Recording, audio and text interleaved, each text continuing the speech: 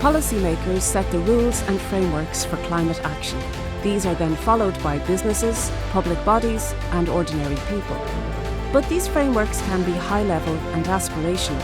Often, there is an implementation gap. In a turbulent world, policymakers' attention can be distracted by other seemingly more pressing concerns, such as the current war in Ukraine. Policies also need to be accepted by the public as fair and necessary. In this session, the panel will consider the role of public climate policy in dealing with the climate emergency.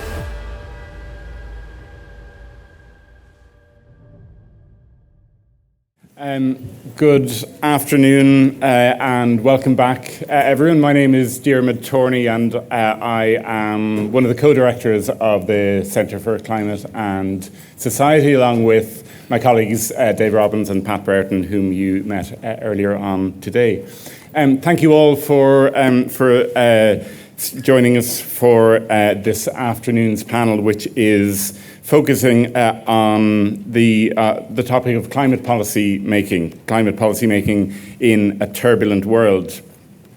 And I think President Higgins, in his opening, in his keynote address this morning, set the context very well for the discussion in this panel this afternoon. He argued, as you will recall, for an expanded role, an enhanced role for the state in tackling climate change. He said the state has a huge and potentially very positive role to play in terms of policy decisions, and he urged us to recover the role of the state and reassert its constructive and potentially transformative role in our lives. And I hope over the next hour or so we'll have an opportunity to expand upon that theme. The other part of the title for this panel is A Turbulent World, and you hardly need reminding that we live indeed in a turbulent world. The barbaric invasion of Ukraine by Russia in February has rightly convulsed the world, has drawn the attention of society, of policymakers, and I think in the context of the climate transition, it's both a moment of peril, but also there are opportunities to accelerate our transition away from fossil fuels. And in the context of the Russian invasion of Ukraine, I just wanted to take the opportunity, I know the ambassador is no longer with us this afternoon, but to reiterate and add my voice to the words of President Higgins and our DCU President Dara Keogh earlier today, and solidarity with the Ukrainian ambassador and also with the people of Ukraine. So we have an excellent panel lined up for this discussion, ranging across policymaking, academia and civil society, and I'm sure you're all very much looking forward, as I am, to hearing their contributions. I'll introduce them all together now and then hand over to them to speak, and they will be speaking in the order in which they appear. So our first speaker is Jason Waskey, who is CEO of Blue Crab Strategies, a US-based boutique, mission-driven strategic consulting firm based that works with a select group of clients who focus on improving people's lives and the planet. Next to Jason is my DCU colleague, Dr. Goran Dominioni, who is a member of the Centre for Climate and Society and who joined us here in DCU in very strange times. Goran joined us in September 2020 and was one of that cohort of new colleagues who joined us in very, very difficult times. And so it's nice to have an opportunity such as this to meet in person and to build on the friendships with colleagues that I think we missed out on the opportunity to build during those periods of lockdown. As I said, Goran is an assistant professor in law in our School of Law and Government. And he has an LLM from Yale Law School and a PhD from Erasmus University at Rotterdam. And his primary research interests concern climate change law and policy and behavioural law and economics. Our third speaker then is Sharon Finnegan, who was appointed in April 2021 as a director of the Environmental Protection Agency with the responsibility for the Office of Environmental Sustainability. Before joining the EPA, Sharon was head of the Climate Action Unit in the Department of the Taoiseach, and prior to that, she was the secretary to the Citizens' Assembly that met from 2016 to 18 and deliberated on the topic of climate change. And she's held a number of other roles in the Department of the Taoiseach, including head of protocol and head of economic policy. And then our final speaker in this panel will be Rose Wall, who has been CEO of Community Law and Mediation since 2013. CLM is an independent community law centre and charity working to assist communities experiencing disadvantage through free legal advice, advocacy, mediation and community education services. And I and Sive O'Neill, my colleague, had the pleasure of collaborating with Rose on a project on environmental justice. And you might have happened across some copies of the executive summary of that report out in the atrium area earlier on. So I'd encourage you to engage with that work. So with that, I'll hand over to Jason for your opening remarks. And sorry, just to say, we'll follow roughly the format that Orla followed in the previous session, which is to say we'll have a round of opening contributions from our panel, and then we'll open it up for a broader discussion. So, Jason. Thank you, Diarmuid.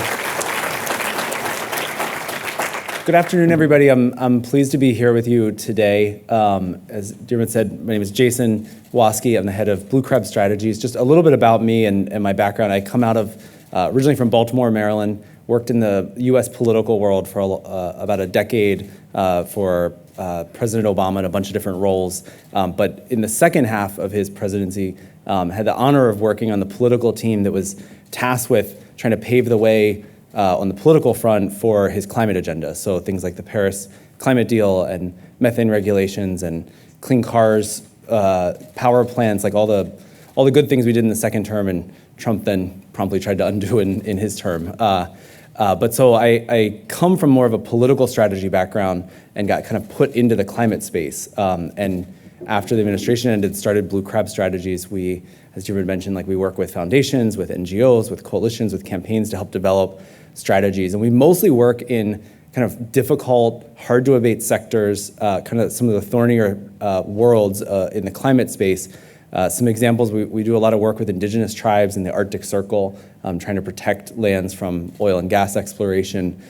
We do a lot of work with shipping decarbonization and aviation decarbonization, and have done things like we helped build this thing called the Beyond Oil and Gas Alliance, which was a diplomatic effort chaired by Denmark and Costa Rica, announced at COP in Glasgow last November. Ireland was one of the inaugural members, and I think Ireland joining really helped give some big momentum to BOGA as it was being launched and kicked off. We're working on a project right now where we're working with folks in civil society here in Ireland to really kind of think through what's worked, what hasn't, and how over the next few years do we really position Ireland to take off when it comes to climate action. There have been a lot of good things done, and I think Ireland is emblematic of where the world is right now. And what Diarmuid asked me to talk about was a little bit of kind of where we see the climate movement at this moment. In Ireland, like the world, there have been big commitments made, right? I think the last few years were all about big, bold commitments being made. It was kicked off in 2015 with the Paris Agreement. There have been commitments every year by different governments, or the climate law that was passed here was major. Now we're in the implementation phase, and that implementation part is obviously the most important part. The most fun is maybe the big announcement and coming up with the fanfare, but now it's when the actual laws have to turn into reality, and we have to start changing the way that our cultures and society and institutions operate. And when we think about kind of what do the next few years look like, there are 5 different big kind of blockages that are in our way as we're trying to accelerate this transition. What we're trying to do is do a little jujitsu and use them as levers, turn the blockages into leverages. And so I'll speak just briefly about what those blockages look like and some examples around the world, and then maybe talk about how we're thinking about using some of those levers, civil society here in Ireland, to accelerate Irish climate action. So when we think about the blockages, the 5 are legal, financial, political, technological, and cultural. A good example of a legal blockage is the Energy Charter Treaty. There's a lot of talk right now, as there should be, about Europe getting off of Russian fossil fuels. But there are also a bunch of just legal agreements in place that make that rapid transition that folks may want really thorny when it comes to breaking contracts and getting out of some of the agreements that have been put in place. So there's some big blockages in the legal front that are really hard to overcome. There are also blockages in the financial space. So, energy companies are making decisions, big industries are making decisions about fuel sources. And LNG lock-in is a major problem. Switching to LNG might make sense for a lot of companies, doesn't make sense for the planet. And what's happening is, especially in the US and Australia, there's a massive export that's happening of LNG. And in some places like Asia, Southeast Asia, South Asia, massive import infrastructure. And once that's there, that is there. And there's now a financial market incentive. The governments will be incentivized to help keep that viable. And so we're at this really critical moment where, those financial blockages are potentially hampering where we want to be in the next few years. We've also got the political blockages. And speaking from the US, we're screwed right now when it comes to the gas prices, the petrol prices. All of our politicians are terrified of doing anything on climate that could be seen as hurting prices at the pump as we're heading into an important election fall. And so a lot of the momentum that might have been built up in the last few years to really address accelerating EVs, the brakes are being pumped. And actually, production is going through the roof right now in the States. Technologically, there is a lot of momentum right now in the shipping and aviation sectors. But the problem is the fuels that are needed for the ships and the planes of the future are not at the scale that are needed. We don't have the hydrogen and alternative fuels at a scale that's possible. And again, we run the risk of there being a shift to LNG or other things that are not long-term what we should be powering heavy transport with.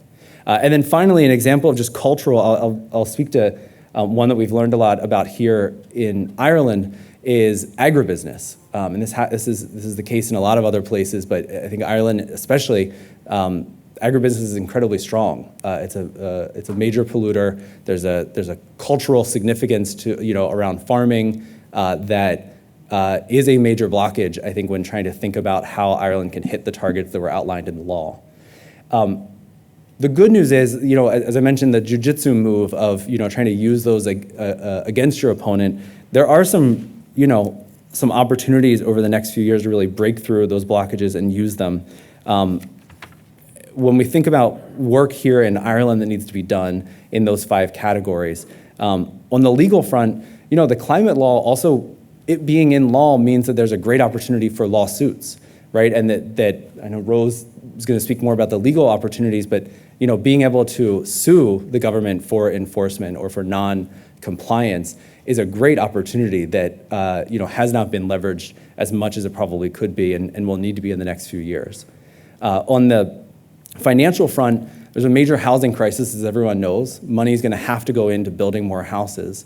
And that's one way, as a stock is built, to accelerate the transition to a better way to heat homes and power homes. And so thinking about how massive amount of money that's about to be spent can be influenced to make sure that it's spent in a climate-friendly as opposed to climate-destructive way is a really great opportunity that we have here in Ireland. On the political front, there's an election coming up, and the movement around climate in Ireland in the last few years has been really remarkable. And even since the last election, the Friday strikes that happened, the young people, and it seems like, from what I hear, this is going to potentially be a change election. And whenever there's a change election, there's an opportunity to kind of upend the status quo. And I think relying on and empowering, especially the youth, to be involved in the next election and to demand that climate is an issue that politicians deal with, and not just in rhetoric, but then in implementation of the climate law and goals, is one great lever that I think you have here in Ireland. On the technological front, this is a tech hub. And we were talking this morning with some folks who are looking to deploy new technology and figure out where to do it to prove that it's possible. And I think given the big investment and presence already of the technology industry in Ireland, this is a great place to be attracting new tech, new climate solutions, testing them before then deploying them across the rest of Europe. And so using that ingrained track record, I think, is one great opportunity. And then finally, just culturally, while the agriculture issue is big, there's also an opportunity to tell a positive cultural story about the future of farming and where farming can go and how farming can be part of solving the climate crisis in a way that's not punitive to farmers, but really empowering to farmers and maybe even a return to how farming used to be or should be in the future. And I think doing some on-the-ground community engagement that can't be led by liberal folks in the cities. It has to be led by folks on the ground from communities doing hard work supported by outsiders. But there's a great opportunity there around storytelling and empowerment and providing a positive climate future because the apocalyptic messaging doesn't work for everybody. And so figuring out how to leverage those cultural differences, I think, is a great opportunity. And so as we think about the next few years, the big commitments were exciting, and hopefully we'll have more big commitments, but we've got a few years before we get to the 2030 cliff that we're all headed toward to make some real gains in actual carbon reductions, not just emissions targets, but actually reductions in greenhouse gases. And personally, I'm excited about the next few years. I think this is the fun, get things done moment, and just honored to be here with you today. And I think the work that DCU is doing in this center can really be instrumental in helping build the power that's needed and the thought that's needed to go into leveraging all of these opportunities. So with that, turn it over to Goran. Yeah, thank you.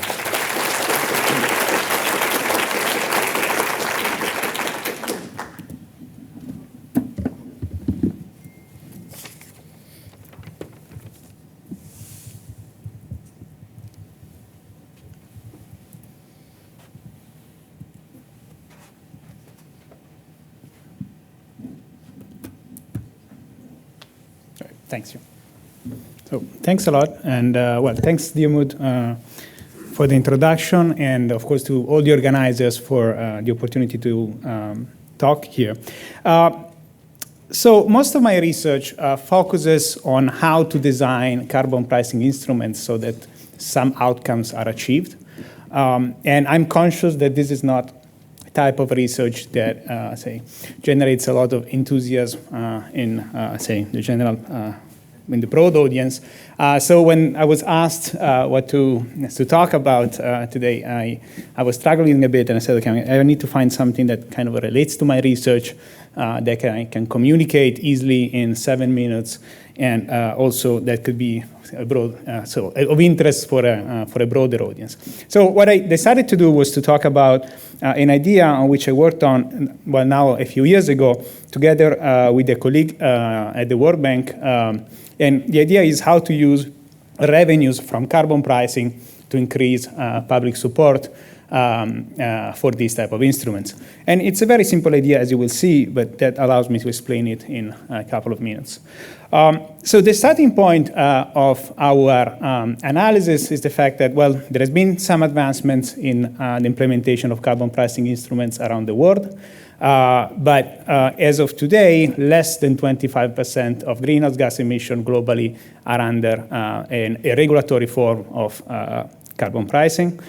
And in the jurisdictions that have implemented carbon pricing instruments, which are highlighted in the map, either in green or blue, prices are often too low to meet the temperature targets of the Paris Agreement, at least based on the research that we have available. One of the reasons why, say, ambition on carbon pricing policy has not been particularly high is that a large segment of the public in various jurisdictions oppose the implementation of these instruments. And often also for good reasons. Some of the concerns that segments of the public have, for instance, concern the personal cost of these measures, something was mentioned also in the previous presentation. Of course, the benefits of these measures are seen as far away in the future, especially the climate ones. People fear also the regressive impacts, and sometimes also they fear that it's just a way to raise revenues, and then if they don't have trust in the government on how this revenue will be spent, it's an additional reason not to approve these instruments. And of course, another big concern is the effect on the economy. Now, just to connect with the title of this panel, in turbulent times like the one that we're living now, some of these concerns will be even probably stronger. Think about high energy prices that we've been experiencing in the last few months, which of course may increase the concerns regarding the personal cost of these measures and also the effect on the economy. Now, one way to address some of the concerns, not all, but some of the concerns, and I think it's something that is picking up in various jurisdictions, I think also in Ireland, is to recycle some of the revenues and distribute it to the population. There are different ways of doing it. And this, for instance, can alleviate some of the concerns regarding the personal cost. So it antedates some of the benefits, money that would be the benefit for the recipients. It can, well, if it distributed especially to low-income households, that's a way to address concerns of regressive impacts, and also if it's done in a transparent way, it's a way to increase the trust that the revenues will not be misused. Now, the idea which I wanted to talk about, it's a simple one, and it's just a specific way of distributing revenues. So the idea here, it's in essence to antedate the distribution of revenues to before the measure is implemented, and do so through electronic cash transfers. And so the idea here is that monies will be distributed to the recipients, hopefully low-income households, on frozen bank accounts that are visible to the recipients, but the money cannot be accessed until the measure is actually implemented. And then on the day in which you implement the measure, you unfroze the bank account and the money become available. Now, this structuring rebates in this way maintains all the benefits of other ways of making rebates, but it strengthens the, let's say, the appeal for the public because the benefit is more tangible and also more certain in the eyes of the recipient. And at the same time, let's say there is a lot of research showing that we tend to value more things that we own, the equal things that we don't own. And so in some way, distributing carbon revenues before the measure is implemented can create a sense of entitlement in the recipients, which is likely to create a stronger support for the measure. So this is the simple idea I wanted to talk about. One of the strengths is that it can be implemented through various technologies, also mobile money, so even in countries that don't have a large amount of ATM, so a well-developed ATM system, that's something that could be implemented if mobile money is, let's say, a technology that is widely used. As I said, this is something I worked on a few years ago. Since then, I've done quite a lot of work on carbon pricing, including carbon revenue use. I just wanted to mention my latest work in this respect. We published with Dominic Englert a World Bank report on how to use carbon revenues from shipping to ensure an effective and equitable transition of the sector, something that Jason has also mentioned before.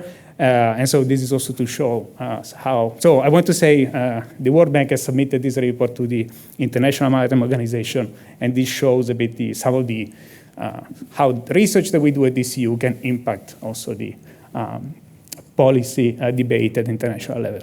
Thanks a lot.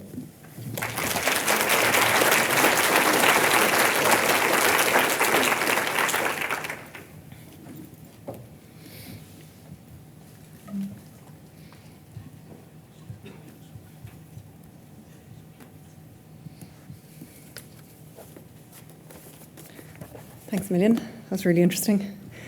Now for something completely different.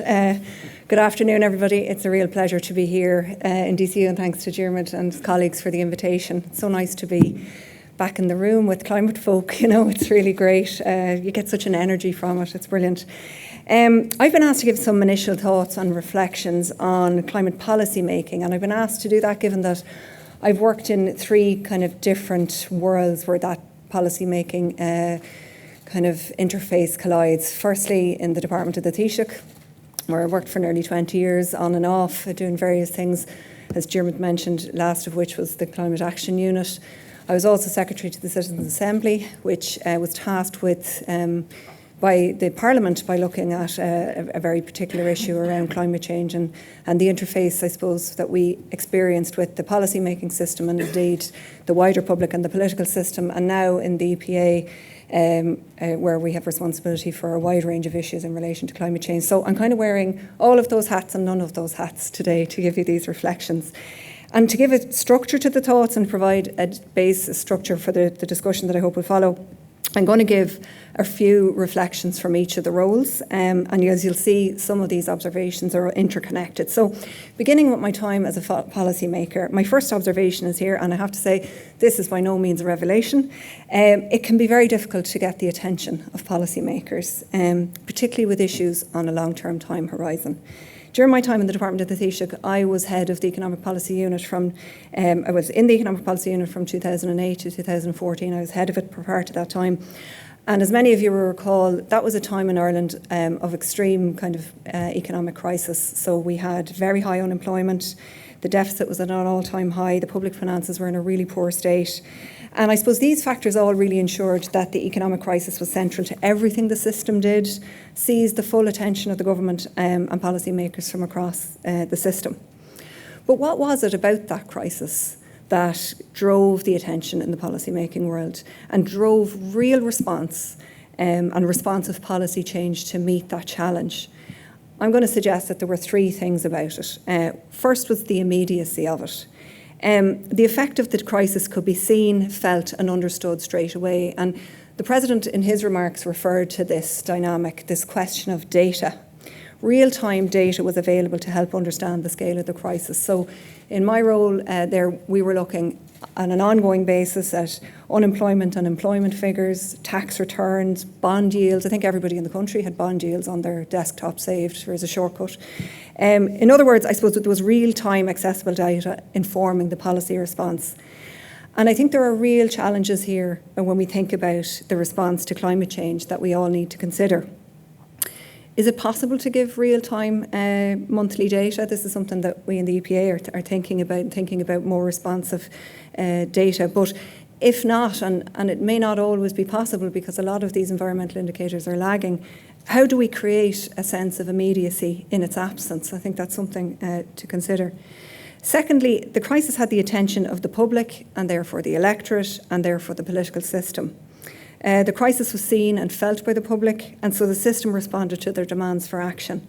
A key issue for the policy-making system, I think, for this crisis will be to ensure that the climate crisis is consistently at the forefront of the public's consciousness, and this in itself can enable action.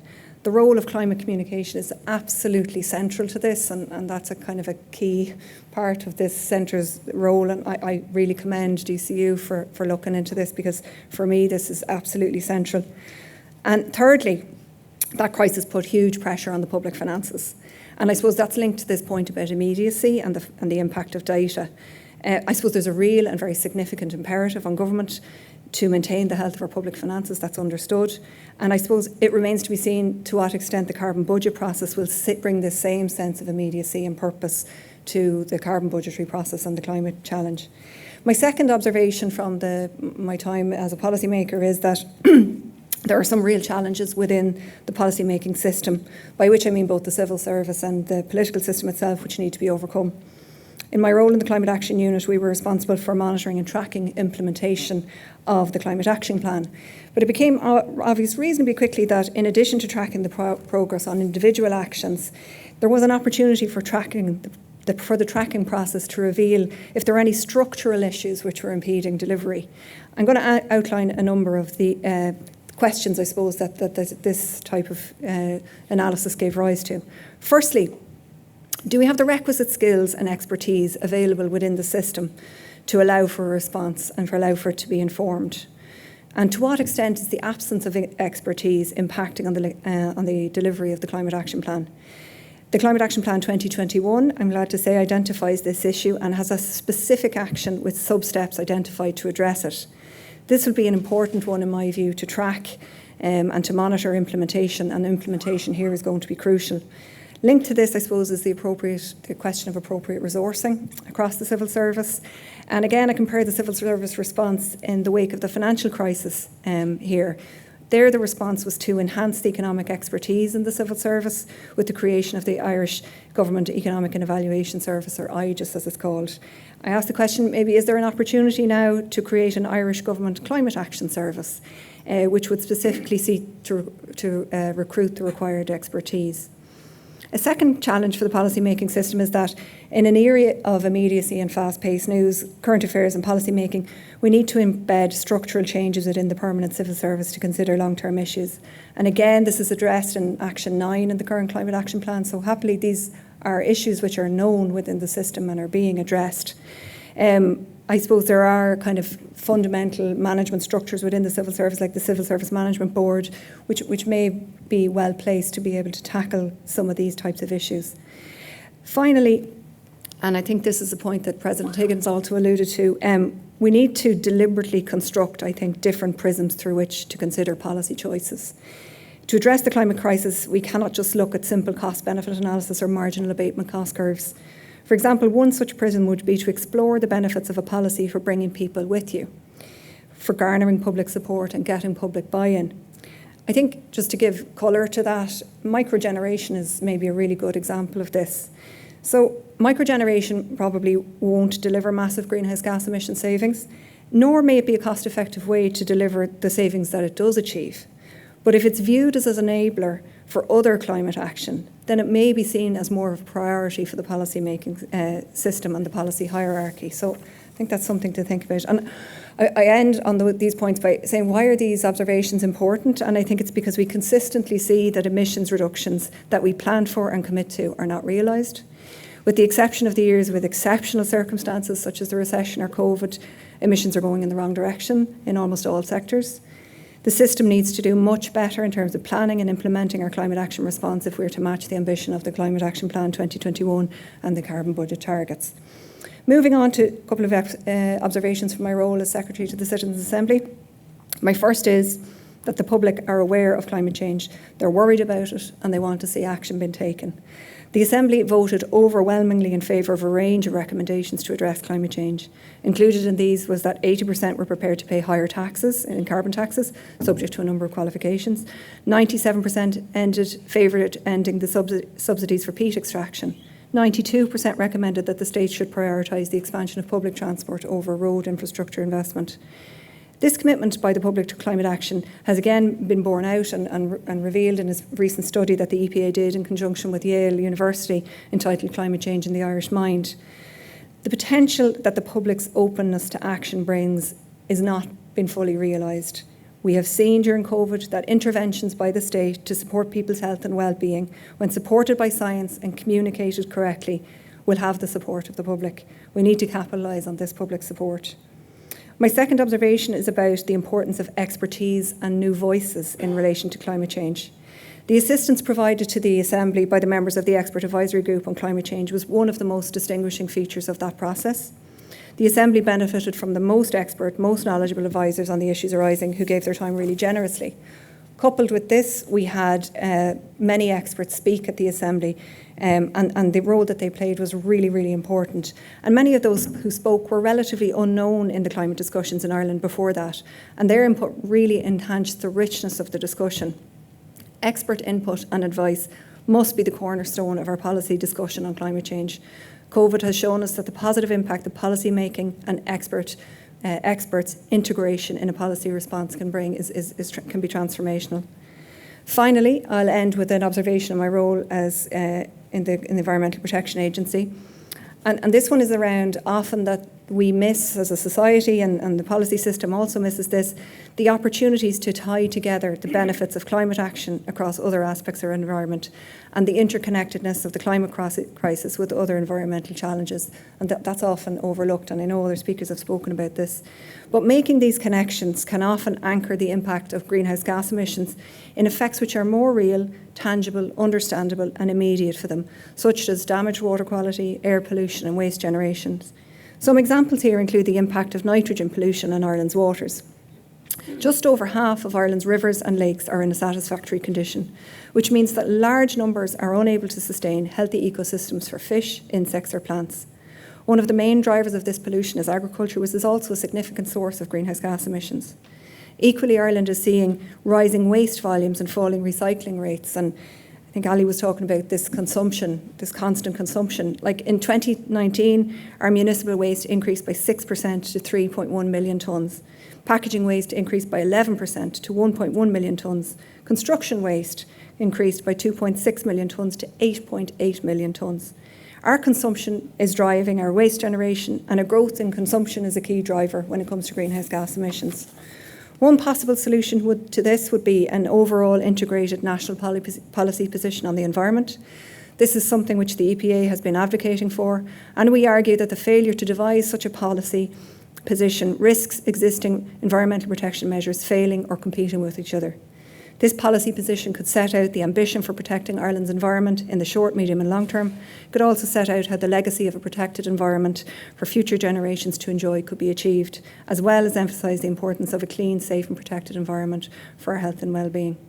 So there are a number of threads emerging from these reflections.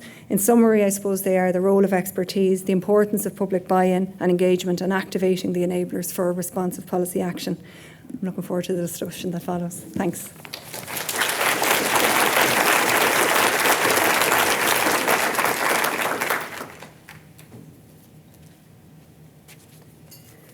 Good afternoon, everyone. The graveyard shift. So thank you firstly to Diarmuid, Torney and to DCU for inviting me to speak here today, and congratulations indeed to DCU and the Centre for this very successful inaugural conference. As Diarmuid mentioned, CLM have already collaborated with DCU and the Centre on a recent report on environmental justice in Ireland, and I believe executive summaries are scattered around the place. And we look forward to working together going forward. I am the CEO of Community Law Mediation. We provide free legal mediation and education services to disadvantaged communities, and last year we set up a Centre for Environmental Justice. And in speaking in the brief amount of time that I have on the issue of climate policy, I really want to focus on two areas central to our work in the Centre. Firstly, the importance of connecting inequality and climate, and secondly, the importance of accountability in climate policy making. So to the first issue, inequality and climate. There's been a couple of speakers here today speaking about climate justice on a global scale, but to just focus on climate justice within Ireland, marginalised groups are disproportionately impacted by climate change and potentially by climate action, despite having contributed least to the problem. This is because such groups have less choice about where and how they live, have less resources to cope with the negative impacts of climate change, and have less of a voice in the shaping of policy responses. Through our legal advice clinics, we hear stories of people unable to afford their energy costs and serious health impacts arising from substandard accommodation or poor access to water or sanitation.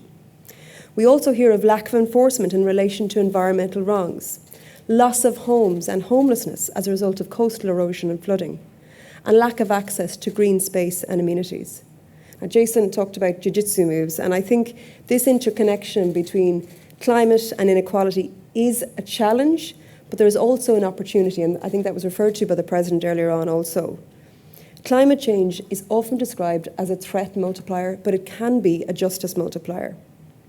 Our response to the climate crisis, which looks at other issues such as jobs, local wealth building, energy poverty, precarious housing, poor standards of housing, poor transport infrastructure, and lack of access to green space, would have the significant benefit of dealing with wider issues of inequality, which would engage communities and achieve buy-in.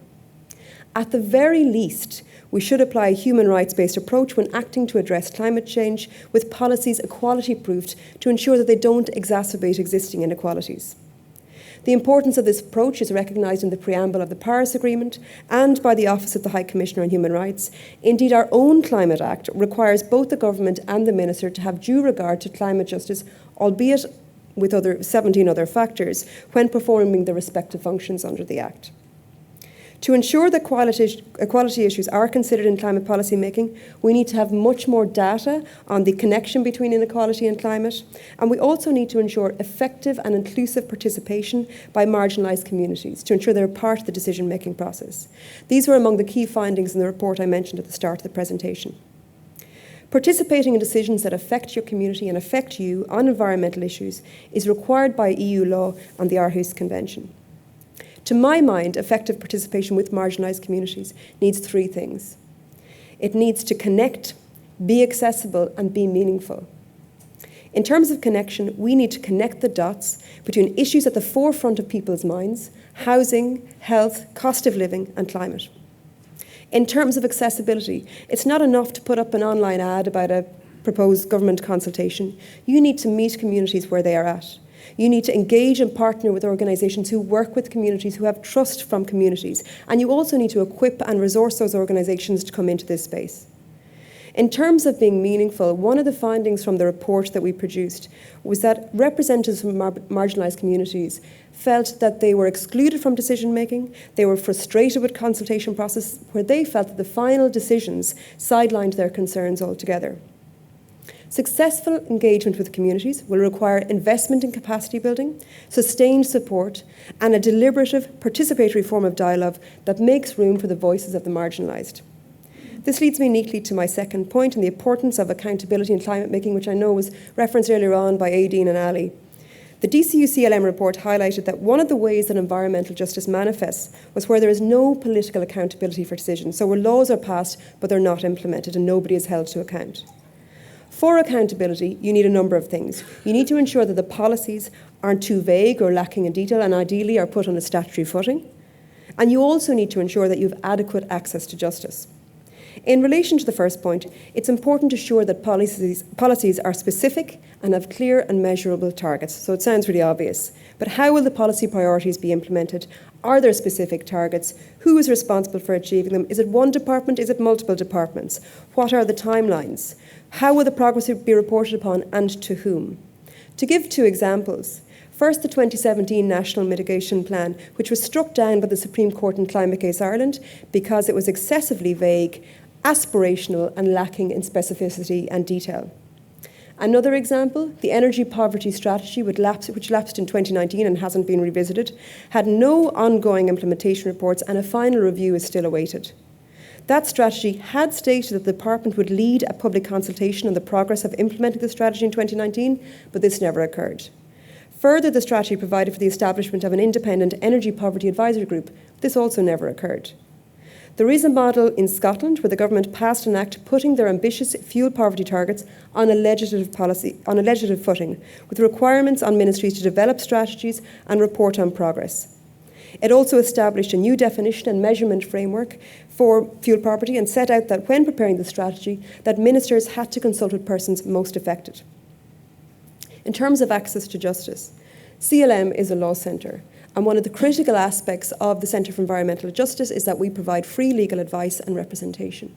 And we see this as really critical in the context of the really significant barriers to access to justice in Ireland, not least the fact that there are very serious limitations on civil legal aid, particularly for environmental cases. And cases coming through our clinics are showing a lack of adherence to and a lack of enforcement of environmental law and environmental policies. So we do all this hard-fought work to get there, to get the policies, to put the targets in place, but they're not being implemented, not being enforced, not being adhered to. And this is particularly important, and we've heard it a number of times today, where there are really serious concerns about our ability, particularly given our track record also, in meeting the targets that we've set in the Climate Act. Around the world, the number of strategic climate litigation cases is dramatically on the rise, and there was a recent report by Alex White, the former Minister of Senior Counsel, and Luke O'Callaghan-White, who concluded that the majority of climate cases taken against governments in Europe have led to outcomes resulting in greater climate regulation. The most obvious Irish example is Climate Case Ireland, which I've mentioned, but there have been similar cases taken against governments and indeed private corporations around Europe for not having sufficient emissions reductions to meet national targets. Other cases in Holland and Germany have gone further, arguing that the state's national targets are insufficient in and of themselves, having regard to international obligations and the rights of future generations. So climate litigation represents a real opportunity for citizens and activist groups to lead public scrutiny of governments and ensure accountability on climate action matters, which is so critical in the context of our historical underperformance. And within this, it is so important that we protect access to justice and access to the courts. I'm conscious of time, so I'm going to leave it at there. Thank you very much.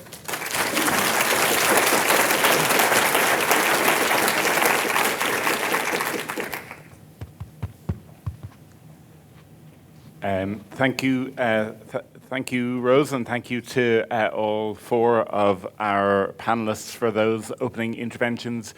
I have a million questions I could ask, but time is against us.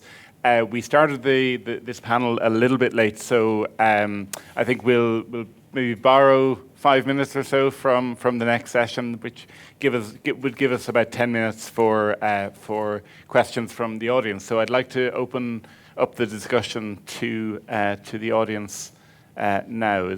Who would like to get things started? So I can see two hands.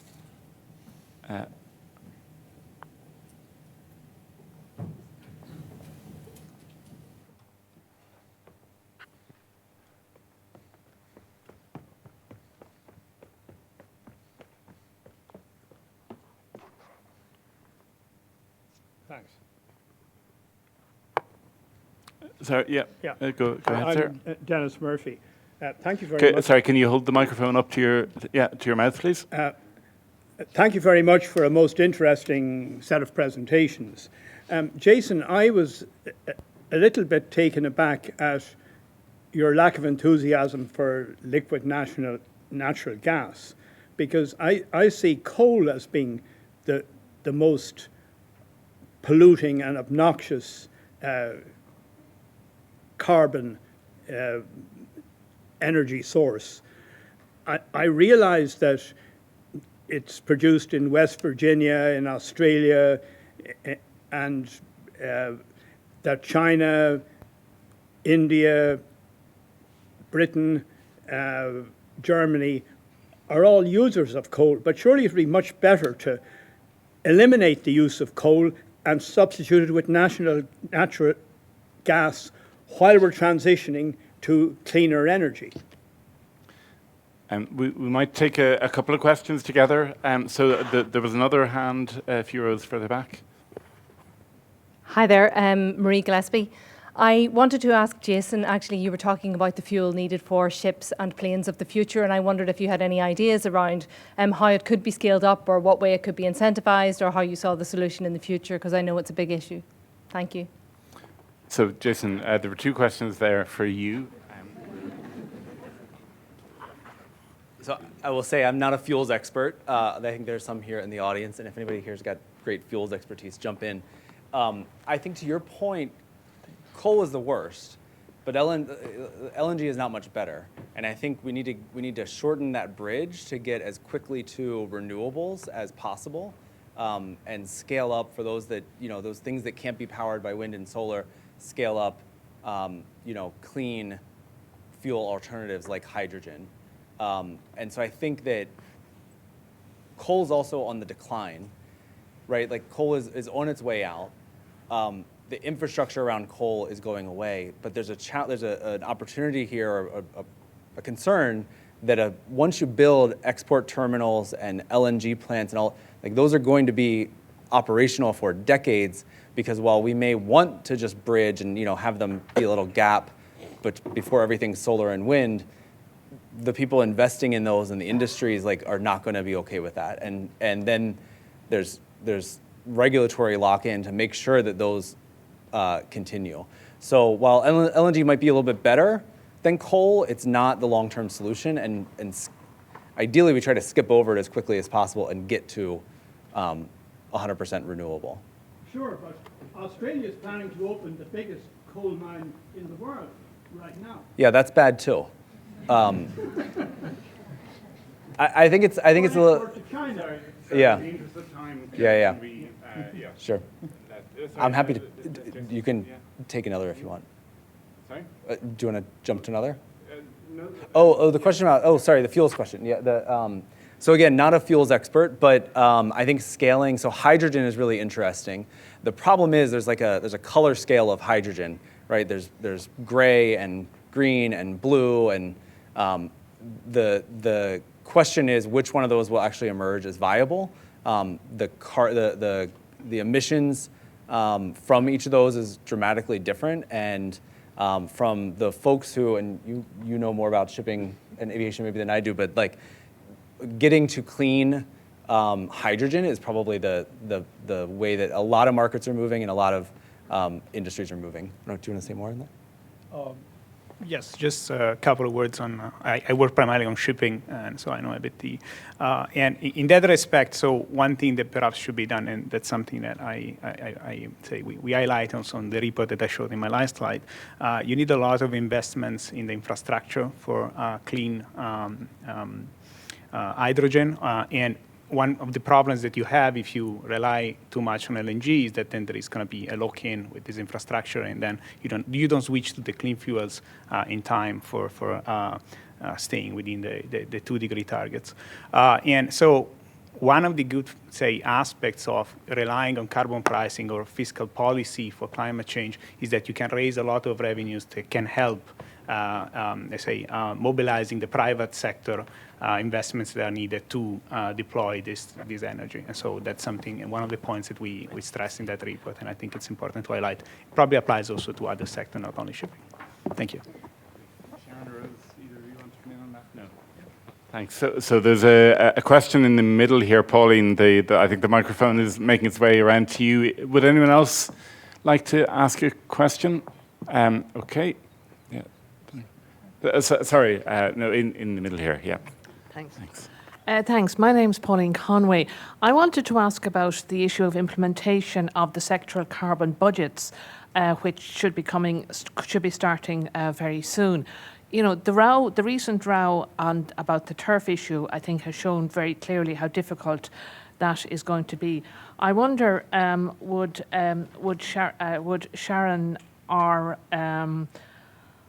Josa have thoughts on how are we going to do it? How do we get public buy-in on those complex issues? Thanks. Thanks, Paulie. I see two other questions. Duncan here, a few rows further down towards me. Yeah, and then Thomas, and we'll have to leave it at that. Thank you. And by the way, really good presentations. And the point just raised there about peat, if we look across our society at the moment, and we know our carbon emissions are excessively high, and they're going up, as has been said. But we look at, say, agriculture, and our whole policy is based around beef exports, and if we take dairy. And of course, the shift from beef to dairy makes our land much, much more carbon intensive because of the impacts from dairy being much higher in terms of its intensity on farms. But we take the issue of peat, and we see the reaction from government and policy, which is to kind of go easy on peat. And we know it's the worst of all fuels.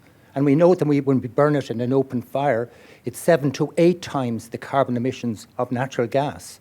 And I'm not a fan of natural gas. And of course, I totally agree that LNG is not a solution. It locks in, and it's a very carbon-intensive fuel because it's coming from fracking. And so there's big problems with LNG. But I'm looking at the big picture of our agriculture, our transport, and the lock-in effect of so much of what we're doing. Every time we buy a new car, the average car locks in 17 tons in embodied carbon. And a big SUV, 35 tons. And then you look at the life of the car over, say, 15 years. And that if the typical driving in Ireland, by the typical driver, typical distance travelled, it's about 60 tons over the life of a car. Even as, what I mean is that's a massive amount of carbon locked in by the purchase of a car. And then we look at our buildings, and I'm an architect, and I'm very conscious of the embodied carbon that goes into our new construction. And we're not addressing these issues. Or the operational energy that goes into heating in our buildings, In other words, we look back over the last 30 or 40 years, and we know that we could have done much, much better in energy efficiency in our building stock. And that's going to cost a fortune to remedy now with retrofit. That could have been avoided at very little cost if we had done it with better insulation problems. And my question really is, it's around policy, When we look at the situation now, and the peat industry is a good example of it. Another one was when oil prices went up, or energy prices went up because of the Russian invasion. We saw a reduction in the whole area of excise duty. So this is all very regressive when it comes to tackling climate change, because it's only feeding the problem rather than addressing it. How do we, as a panel, how do you see the solution to creating that awareness in the public that will address these issues and that will cause policymakers to make the right decisions? Because they're all looking at Sinn Féin behind their backs or something else. And we're not getting good policy. Can I encourage you to come? But it's a long question. But an end. It's a difficult question, but it's a fundamental area that I think we need to look at. Great, thanks very much. And there's one more. Apologies. I think it's probably simplest for Ryan to bring the microphone around. It's on the up on this side. I'm not sure what the quickest way to get the microphone to Thomas is. Apologies. So Thomas is kind of halfway down, close to the edge here. You can do it. Thank you very much. Thomas Legg with the European Climate Foundation. I've often heard it said that Ireland is quite good at governing in an emergency and responding to emergencies, and less so at dealing with day-to-day sort of, let's say, more chronic or long-standing issues. And I was wondering if the panel has any thoughts on either how to treat climate change like the emergency that it is in policymaking, or to embed the kind of the long-term responses that are needed in more kind of mundane day-to-day policymaking. Thank you. Thanks very much, Thomas. So I think in different ways, all three of those questions were around implementation. We won't have time for any further questions, so I might just invite each of the panelists to offer very brief reflections in response to those questions. Thanks, Diarmuid, and thanks for those questions. I suppose specifically in relation to maybe the first question, just around how do we get societal buy-in for the changes that are needed. I think a couple of things, and I think we can learn from our experience with COVID, which was an entirely different emergency, obviously. But one of the things I think it showed us was that idea of same storm, different boats, that different groups are affected by things in different ways because of a pre-existing vulnerability or pre-existing disadvantage. And I think one of the things we did really well in COVID was to offer and create and take extraordinary measures to create social protections for groups that were going to be more impacted. And I think that was really successful in getting all of society to agree to take really difficult actions to not move out of 5 kilometres, not see family members, whatever it was. But we did it because we felt we were all in it together, and we felt that certain groups weren't asked to take a disproportionate burden. And I think there's a lot of lessons to be learned from that in terms of how we tackle the climate emergency going forward. Yeah, I have to agree with a lot of what Rose said there. I mean, I think this question of public buy-in, one of the things that's, I suppose, would be on my mind as a policymaker is when you're in, when the public system and the media and the news and the politicians and so on are in this, by its very nature, this short-term news cycle, how can the permanent government ensure that they're thinking beyond that? And one of the ways I think to do that is through communication, and it's through making it really clear and having clear communication channels to the public that you're communicating the challenges deliberately and strategically in a way that therefore exerts a pressure, or a communication and information with the public that then exerts a pressure on the political system. Because and I do feel that there's a role for the public service to take that on board and to be the sort of the champions, if you like, of that long-term vision. And I alluded to some of those points in my talk, because I do think there are some structural things that need to be looked at in order to allow us to arrive at that spot. And one of the things as well, I'll just say briefly, is that this failure or this lack of action in relation to implementing climate policy is because when the rubber hits the road, it can get quite choppy. And yet, lots of these engagements that we've done with the public, whether it be the Citizens' Assembly or the recent research that we've done with Yale University on the Irish public's perception in relation to climate, is that people are there, they're on board, they believe the science, they want the government to take action, they believe in the role of the state. But there's a gap between the public's perception and maybe what they're prepared to do themselves. And the role of the policy-making world is to bridge that gap, is to make it palatable. And I think, and that was to my point about the paradigm and the prism through which we view these problems needs to be viewed differently, that it can't just be this cost-benefit analysis. We need to think about what is it going to take to bring people with us, and we must factor that into our policy design, because if we don't factor that into our policy design, we won't bring people with us. Thanks a lot. I'm going to answer perhaps the last question that was asked. With regards to whether I think climate change should be addressed as an emergency or with a more long-term view, I would be more of, I recognize that climate change, of course, is a crisis, but at the same time, perhaps having a longer-term view, it's more feasible, and that would be my take. And this is also related to something that has been mentioned, I think, in previous panels. There are always other emergencies that are out there, and so then you would have competing crises, and sometimes other crises would be more vivid in the, say, at least in the eyes of the public, and that would distract the attention from climate change. So perhaps a longer-term view that allows us for some flexibility to address other legitimate concerns would allow for a better, say, a more long-term solution that actually addresses the problem. And in that respect, so for instance, I saw interesting study on public spending for the in periods of, say, after COVID-19, during the COVID-19 period. So we all have the impression that, at least this also has been portrayed in the media, that green spending has increased quite a lot. Now, if you look at across countries, most countries actually spending that was related, public spending was related to, say, carbon-intensive sectors has actually been much higher. And so in that sense, that was a shift from the public spending we were like to see. But then perhaps if you keep track of that, you allow also for redressing that at this later moment when other concerns, say the concern, for instance, regarding to COVID-19, it's a bit decreased. So that would be my take. Thank you. Maybe building on that and trying to answer that question of emergency, or I think there's a real risk in, obviously the climate crisis is an emergency, but there's also a risk in fatigue. We saw it with COVID, right? Like eventually a lot of people and institutions just got burned out with being in that, and dealing with climate is going to take much longer than, you know, we've been spending working on COVID. And so I would say that thinking about resilience within not just people in the movement who are doing work on climate every day, but also on the public and institutions who need to make changes is, I think, a big concern.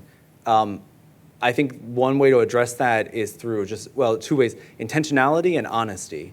And I think the intentionality, you know, to this question of, yes, LNG is better than coal, right? But switching from a McDonald's diet to a pizza diet is not actually much of an improvement, right? You need to make a switch to healthy eating. And I think being really honest about like where we need to go and what we need to do is important. And then I think also being really intentional about where we're going. I think the honesty piece too is being honest with people about what needs to change, right? 70% of the world's emissions come from 100 companies. We could all carry canvas bags and ride our bikes and, you know, carry water bottles until the day we die, and that's not going to solve the climate crisis. And I think putting the burden and being honest with people about the burden is on big companies and the governments that regulate them to make big changes, I think is one way to also alleviate that fatigue, that it's not just about me and what I'm doing every single day. It's about getting these big institutions to change, and that's where we need to focus that kind of long-term systemic change. Great. Thanks. I think I'm fine with this. Thank you all very much. Thank you to our wonderful panelists. There was a lot of food for thought there. I'm going to refrain from giving substantive comments by way of reaction because you're going to be hearing from me again in about half an hour, during which I'll give some concluding remarks. So at this point, I'll just invite you to join me in thanking our panel.